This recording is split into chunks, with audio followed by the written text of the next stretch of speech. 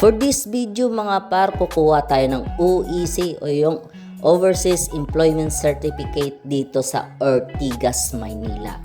Bago yan mga par, kaldag muna tayo. Ay sus!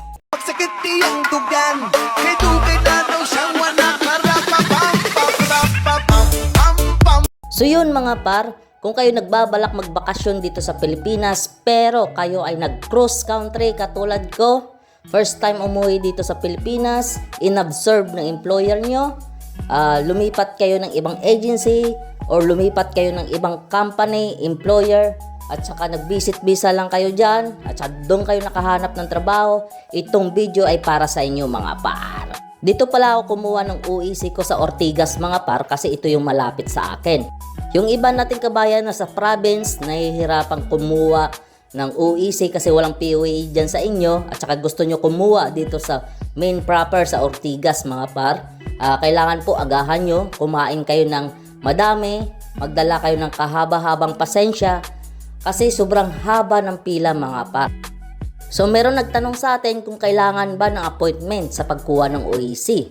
So ang sagot niyan mga par, kahit na hindi na. Pero mayroong advantage kung mayroong kayong appointment. Katulad dito sa picture mga par, merong priority lane para doon sa merong appointment at saka merong ding linya para doon sa nag-walk-in lang dito sa Ortigas. Kung meron kayong appointment, hindi na kayo pipila ng kahaba-haba. Katulad makikita nyo dyan sa picture na yan sa right side.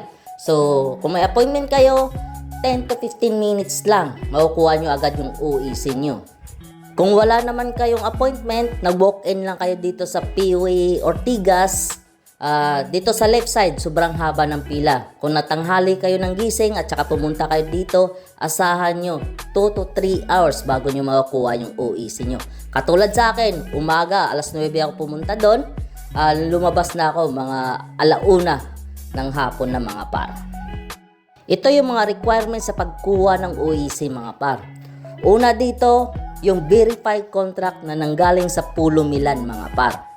Maraming nagtatanong sa akin na ganito, kailangan ba ng original copy ng verified contract na nanggaling sa Pulo Milan? Kasi mahirap kunin yung original copy natin doon sa Pulo Milan kung hindi kayo marunong makipag-ugnayan sa posta or sa DHL. Ito yung sagot mga par. Kahit na hindi na original copy yung ipapakita nyo mga par, ang gagawin nyo na lang, mayroong ipinasa sa inyo sa email yung verified contract nyo. Ipaprint nyo lang yun mga par.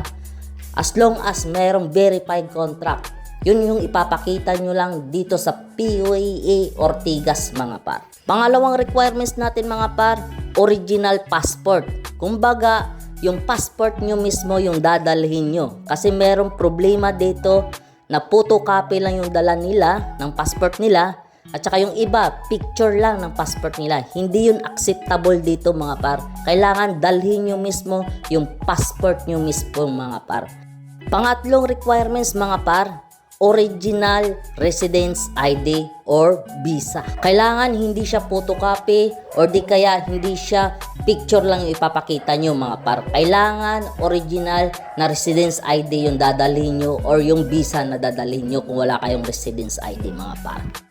So yun lang mga par, uulitin ko lang yung mga requirements sa pagkuha ng OEC. Una-una dito, yung verified contract. Pangalawa, original passport. Pangatlo, original residence ID or visa mga par. So yun lang mga par, pa-share na rin itong video na to para makatulong tayo sa iba. God bless mga par, ingat lagi.